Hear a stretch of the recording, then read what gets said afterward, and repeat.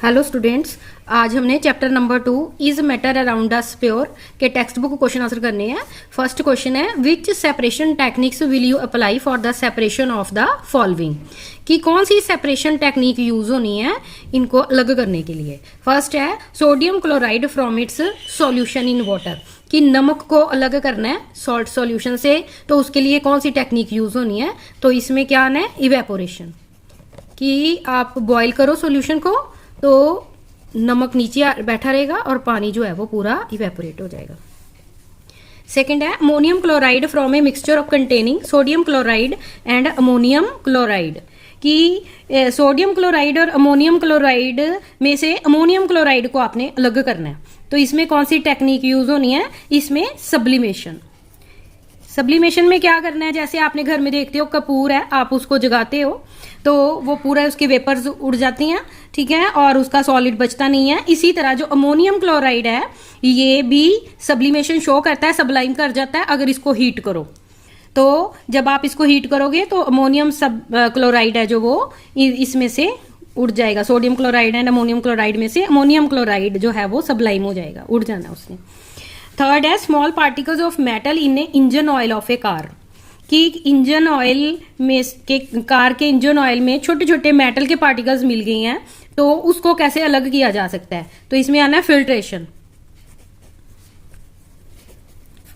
Next है different pigments from an extract of flower petals, की जो पेटल्स होती हैं पंखुड़ियां उनसे एक्सट्रैक्ट बनाना है, तो उसके लिए कौन सा मेथड यूज होएगा। तो इसमें क्रोमेटोग्राफी आना है, इससे पूरे जो पिगमेंट्स है वो अलग हो जाते हैं। नेक्स्ट है बटर फ्रॉम कर्ड, कि दही में से मक्खन निकालना, तो इसके लिए आना है सेंट्रीफ्यूगेशन, मथनी की हेल्प से जो है वो जो मक्खन है वो ऊपर आ जाता है।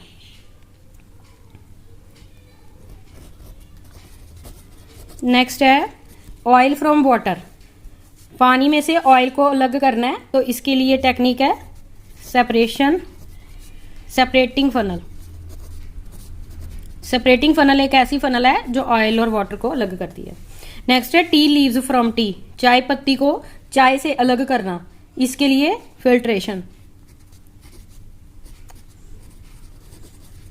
नेक्स्ट है iron pins from sand, sand में आयरन के छोटे छोटे पिंस मिल गए हैं तो उनको अलग करना, इसके लिए मैग्नेट की हेल्प से अलग किया जा सकता है इनको।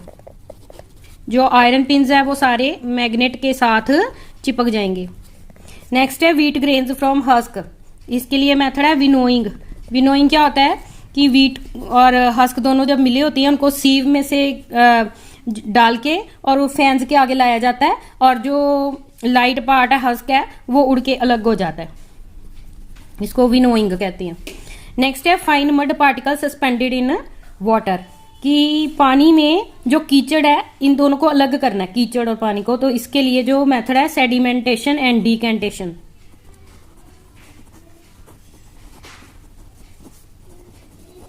इसमें क्या किया जाता है कि पहले सॉल्यूशन को अनडिस्टर्ब्ड जो है वहां पे रखा जाता है, थोड़े टाइम के बाद जो है पूरा मड नीचे सेटल हो जाता है, और फिर जो पानी और मड की अलग जब लेयर बन जाए तो दूसरे बर्तन में आप पानी को उड़ेल लो, उसको कहते हैं डीकेंटेशन। नेक्स्ट क्वेश्चन है right the steps you would use for making tea, कि चाय बनाने के स्टेप्स लिखो and use the words solution, solvent, solute, dissolve, soluble, insoluble, filtrate and residue, ये वर्ड्स यूज करो उसमें। तो जब आप चाय बनाते हो सबसे पहले क्या करते हो कि पानी को आप कंटेनर में डाल के जो है हीट करते हो, तो फिर इसमें जो वाटर है वो क्या है, सॉल्वेंट है। तो कैसे लिखोगे, take a cup of water in a container as a solvent, कि वाटर इसमें क्या है, सॉल्वेंट है। फिर क्या उसका करना है, हीट द सॉल्वेंट, हीट करो उसको। फिर add half spoon of sugar as a solute, फिर उसमें हाफ स्पून शुगर डालो, शुगर क्या है, सोल्यूट है। फिर हीट करो इसे, solution of water and sugar is ready, और जैसे आप इसको हीट करोगे चीनी उसमें घुल जाएगी और इसका सॉल्यूशन बन जाएगा। नेक्स्ट है कि फिर शुगर जो है इसमें डिसॉल्व हो जाएगी in the water completely. Add half spoon of tea leaves in the solution, फिर उसमें हाफ टी स्पून इसमें जो है टी लीव्स के डालो, चाय पत्ती के, in the solution of water and sugar as a solute, और इसमें जो टी लीव्स है वो भी क्या है, सोल्यूट है। फिर tea leaves are insoluble in solution, और ये जो टी लीव्स है ये इनसोल्यूबल है सॉल्यूशन में। फिर बॉईल करो कंटेंट को, फिर add milk which is also soluble in the water, milk को ऐड करना जो कि सॉल्यूबल है वाटर में, और फिर से बॉईल करो इसको, filter the T in A cup, फिर उसको फिल्टर करो स्ट्रेनर से। तो the T is collected in A cup, तो जो टी है वो कप में आ जाएगी एज ए फिल्ट्रेट। फिल्ट्रेट क्या होता है, जो स्ट्रेनर में से निकल के लिक्विड नीचे आ जाता है कप में। The tea leaves remains in the strainer as a residue, और जो टी लीव्स है वो स्ट्रेनर पर एज ए रेसिड्यू ही रह जाएंगे। नेक्स्ट है Pragya tested the solubility of 3 different substances at different temperatures, कि प्रज्ञा ने 3 डिफरेंट सब्सटेंसेस की सॉल्युबिलिटी को टेस्ट किया डिफरेंट टेम्परेचर्स पर, और उसका डाटा जो है ये नीचे गिवन बिलो है। Results are given in following table as grams of substance dissolved in 100 grams of water, और जो ये इसने डाटा कलेक्ट किया उसमें सॉल्वेंट कितना लिया उसने, 100 grams to form a saturated solution. तो ये सबसे पहले पोटेशियम नाइट्रेट है, ये डिफरेंट टेम्परेचर्स है 283, 293, 313, 333 एंड 353। ठीक है, तो डिफरेंट टेम्परेचर्स पर जो है पोटेशियम नाइट्रेट की जो सॉल्युबिलिटीज ये लिखी हुई हैं, ये सोडियम क्लोराइड की सॉल्युबिलिटीज डिफरेंट टेम्परेचर पे है, ये पोटेशियम क्लोराइड की डिफरेंट सॉल्युबिलिटीज है, ये अमोनियम क्लोराइड की डिफरेंट सॉल्युबिलिटीज दी हुई है। तो फर्स्ट क्वेश्चन है what mass of potassium nitrate would be needed to produce a saturated solution of potassium nitrate in 50 gram of water at 313 kelvin. जो पूरी ऊपर रीडिंग्स है वो 100 ग्राम्स ऑफ वाटर में है, तो अब उसने कहा है कि जो पोटेशियम नाइट्रेट की जो आप सॉल्युबिलिटी निकालो भी कितने ग्राम जो है उसमें घुलेंगे 50 ग्राम में और 313 केल्विन टेम्परेचर पे। तो ऊपर देखो, आपने टेबल देख रहे हो, तो टेबल में देखो 313 टेम्परेचर पे 100 ग्राम्स वाटर पे कितने ग्राम जो है सॉल्युबिलिटी हुई है 62। तो अब हमने इसको 50 ग्राम में करना है, तो इसको कैसे सॉल्व करेंगे कि 100 grams of water contains potassium nitrate is equal to 62 gram. तो 1 ग्राम में कितना होगा 62/100, और 50 में कितना होगा, इसको सॉल्व कर लो तो 31 ग्राम्स आंसर आ जाएगा। नेक्स्ट है Pragya makes a saturated solution of potassium chloride in water at 353 kelvin, कि उसने पोटेशियम क्लोराइड का पानी में मिला के सोल्यूशन बनाया 353 केल्विन पे, और उसके बाद and leaves the solution to cool at room temperature. फिर उसने इस सोल्यूशन को कूल होने के लिए रख दिया है। What would she observe as a solution cool, तो उसको क्या नजर आएगा जब सोल्यूशन कूल हो जाएगा। तो देखो जो सॉल्युबिलिटी है पोटेशियम क्लोराइड की in water is decreased when temperature decreased, जैसे ही वो टेम्परेचर को डिक्रीज करेगी ना, यानी कि कूल करेगी वो सॉल्यूशन को, तो पोटेशियम क्लोराइड की सॉल्युबिलिटी भी क्या हो जाएगी, कम हो जाएगी। ठीक है, so Pragya will observe crystals of potassium chloride, और इसलिए उसको उसमें क्रिस्टल नजर आने शुरू हो जाएंगे, छोटे छोटे दाने नजर आने शुरू हो जाएंगे उस सॉल्यूशन में। This happens because with increase in temperature solubility increase and with decrease in temperature solubility decrease. ये उसको क्रिस्टल क्यों नजर आए, क्योंकि जैसे ही हम टेम्परेचर को बढ़ाते हैं तो सॉल्युबिलिटी हमेशा बढ़ती है, और जैसे ही हम डिक्रीज करते हैं टेम्परेचर को यानी कूल कर देते हैं सॉल्यूशन को, तो सॉल्युबिलिटी डिक्रीज हो जाती है। नेक्स्ट है find the solubility of each salt at 293 kelvin, which salt has the highest solubility at this temperature. तो पीछे देखो टेबल पर, तो देखो इस टेबल में कि उसने क्या कहा है कि जो 293 टेम्परेचर पर हर एक सॉल्ट की सॉल्युबिलिटी बताओ। ठीक है, तो ये सॉल्युबिलिटी है, पोटेशियम नाइट्रेट 32 ग्राम सॉल्युबिलिटी है इसकी, सोडियम की 36 है, पोटेशियम की 35 है, अमोनियम क्लोराइड की 37 है। तो इसमें बिल्कुल इजी आंसर है, तो इसमें ये सारी वैल्यूज लिख देनी है कि potassium nitrate is equal to 32, sodium chloride 36, potassium chloride 35 and ammonium chloride 37। एक क्वेश्चन उसने और पूछा है कि which salt has highest solubility, कि इनमें से कौन से सॉल्ट की सॉल्युबिलिटी हाईएस्ट है। तो इसमें सबसे ज्यादा किसकी है 37 अमोनियम क्लोराइड की, तो इसका आंसर क्या आ जाना है, ammonium chloride has highest solubility. तो इसमें देखो उसने सॉल्युबिलिटी हर एक सॉल्ट की पूछी है 293 केल्विन टेम्परेचर के ऊपर। तो वो हमने पूरा उससे डाटा सही नोट कर लेना। पोटेशियम नाइट्रेट की 32, sodium chloride 36, potassium chloride 35 and ammonium chloride 37। और उसने क्वेश्चन पूछा हुआ है विच salt has highest solubility at this temperature, कि किस सॉल्ट की हाईएस्ट सॉल्युबिलिटी है, तो वो 37 है। तो अमोनियम क्लोराइड आंसर आएगा इसका। Has highest, ammonium chloride has highest solubility at this temperature. Next है what is the effect of change of temperature on solubility of salt, कि अगर टेम्परेचर को चेंज करें तो साल्ट की सॉल्युबिलिटी पे क्या इफेक्ट पड़ता है। जो सॉल्युबिलिटी है अगर टेम्परेचर बढ़ा दो, हीट कर दो उसको, तो सॉल्युबिलिटी बढ़ जाती है। अगर उसका टेम्परेचर कम कर दो यानी उसको कूल कर दो तो सॉल्युबिलिटी भी डिक्रीज हो जाती है। तो फिर क्या आंसर आना है, solubility of salt increase with increase of temperature and solubility of salt decreases with decrease in temperature. Next question है explain the following giving examples. First है सैचुरेटेड सॉल्यूशन। क्या होता है, solution that holds maximum amount of solute that it can dissolve in a solvent at a given temperature, कि maximum solute जो वो घोल सकता है वो उसके अंदर हो तो उसको सैचुरेटेड सॉल्यूशन कहती हैं। एग्जांपल में इसके soda water is a saturated solution. तो सोडा वाटर जो है ये सैचुरेटेड सॉल्यूशन है कार्बन डाइऑक्साइड का एंड वाटर का। नेक्स्ट है pure substance, a substance which is made up of only one kind of particles, कि वो सब्सटेंस जो एक ही तरह के पार्टिकल से बना हो, चाहे वो एटम्स हो चाहे मॉलिक्यूल्स, तो उसको कहते हैं प्योर सब्सटेंस। एग्जांपल में गोल्ड है, कॉपर है, oxygen, chlorine and baking soda. Next है कॉलॉइड। कॉलॉइड एक मिक्सचर है in which size of solute particles are bigger than solution and smaller than suspension, कि एक मिक्सचर होता है जिसमें सोल्यूट के पार्टिकल्स का जो साइज है वो सोल्यूट के पार्टिकल्स से बड़ा है और सस्पेंशन के सॉल्यूट के पार्टिकल्स से साइज में छोटे होते हैं। इसमें example milk, smoke and fog. Next है सस्पेंशन। ये हेट्रोजेनस मिक्सचर है in which size of solute particle is big enough to settle down, कि ये एक हेट्रोजेनस मिक्सचर होता है जिसमें सॉल्यूट के पार्टिकल्स इतने बड़े होते हैं कि वो आराम से नीचे नजर आते हैं। एग्जाम्पल इसमें चॉक इन वाटर है एंड सॉइल इन वाटर है। फिफ्थ क्वेश्चन है classify each of following as homogeneous and heterogeneous mixture, कि soda water, wood, air, soil, vinegar, filtered tea, कि इनमें से बताओ कि होमोजीनियस कौन सा है, हेट्रोजेनियस कौन सा है। तो होमोजीनियस मिक्सचर कौन सा होता है, जिसमें इवनली डिस्ट्रीब्यूटेड होते हैं पूरे पार्टिकल्स, और हेट्रोजेनियस में पार्टिकल्स इवनली जो है वो डिस्ट्रीब्यूटेड होती हैं।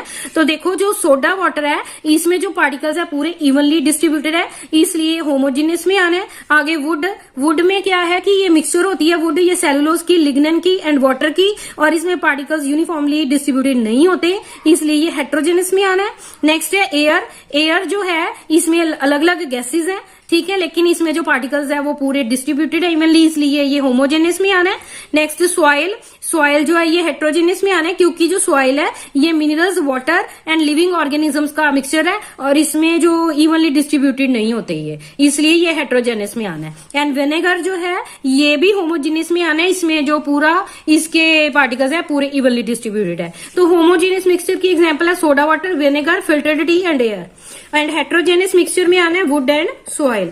सिक्स्थ क्वेश्चन है how would you confirm that a colourless liquid given to you is a pure water, कि आपको अगर एक कलरलेस लिक्विड दे दिया जाए तो आप कैसे पता करोगे कि ये प्योर वाटर है।